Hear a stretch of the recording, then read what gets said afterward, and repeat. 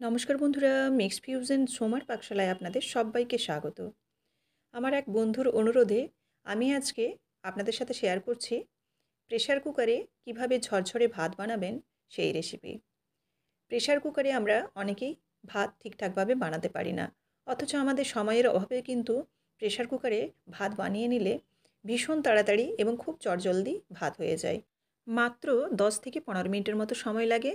আর কিছু tips follow করলেই কিন্তু এই ঝরঝরে ভাত আপনারা বানিয়ে নিতে পারবেন।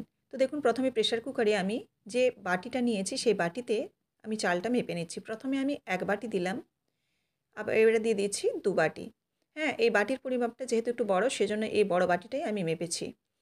এবারে এই চালটাকে পরিষ্কার করে ধুয়ে নিতে হবে। আপনারা যে পাত্রে চালটা মাপবেন সেই পাত্রটা অবশ্যই খেয়াল রাখবেন। সেই পাত্রের মাপে কিন্তু জল দিতে হবে। এখানে আমি এই যে বাটিটা নিয়েছি, এই বাটিটার মাপেই আমি কিন্তু চাল এবং জল দুটোই ব্যবহার করব। আপনারা যদি কাপ নেন বা গ্লাস নেন, সেই মাপ অনুযায়ী আপনারা কিন্তু এই চালটা ব্যবহার করবেন এবং জলটা। আমরা সাধারণত ভাত সেদ্ধ চালেরই খেয়ে থাকি।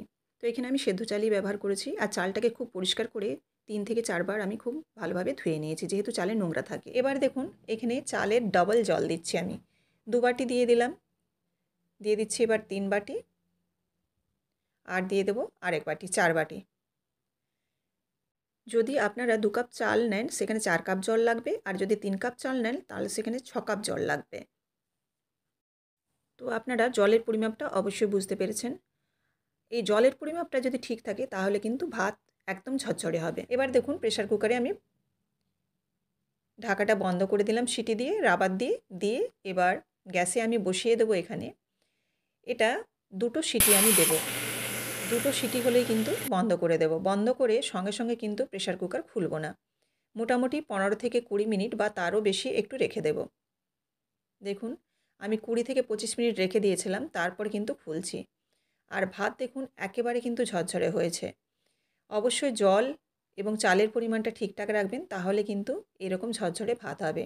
তবে হ্যাঁ, নতুন চাল হলে আপনারা একটাও সিটি দিতে পারেন, সেক্ষেত্রে কিন্তু 2টা সিটি না দিলেও হবে। চালটা যদি পুরনো হয় সেক্ষেত্রে কিন্তু চালটা একটু শক্ত হয়, সেখানে 2টো সিটি দিতে হয়। আর কতটা ঝরঝরে হয়েছে আপনারা দেখেই বুঝতে পারছেন। এই ভাত কিন্তু গরম গরম খেতে হয়, তবেই স্বাদ পাওয়া যায়। আর অসম্ভব এই ভাতের কিন্তু স্বাদ, একটা মিষ্টি মিষ্টি ভাব থাকে। তো রেসিপিটি আপনারা দেখলেন। রেসিপিটি দেখে আপনাদের যদি ভালো লেগে থাকে অবশ্যই লাইক, কমেন্ট এবং শেয়ার করবেন। আর এরকমই প্রত্যেকদিন নিত্য নতুন রেসিপি পাওয়ার জন্য অবশ্যই চ্যানেলটিকে সাবস্ক্রাইব করে বেল বাটনটি প্রেস করে দেবেন, যাতে আমার রান্নার সমস্ত নোটিফিকেশান আপনাদের কাছে সবার আগে পৌঁছে যায়। ফেসবুক থেকে দেখে থাকলে অবশ্যই পেজটিকে ফলো করে দেওয়ার অনুরোধ রইল। দেখুন, আমি এই ভাতটাকে হাত দিয়ে তুলছি। দেখে কি মনে হচ্ছে এটা প্রেশার কুকারের ভাত? একদমই না। দেখুন, একদম ঝরঝরে হয়েছে আর নরম তুলতুলে হয়েছে। তো এইভাবে আপনারা অবশ্যই একবার হলেও প্রেশার কুকারে ভাত বানিয়ে দেখতে পারেন। বেশ ভালো হয় এবং খুব কম সময়ে হয়ে যায় এবং গ্যাসও বাঁচে।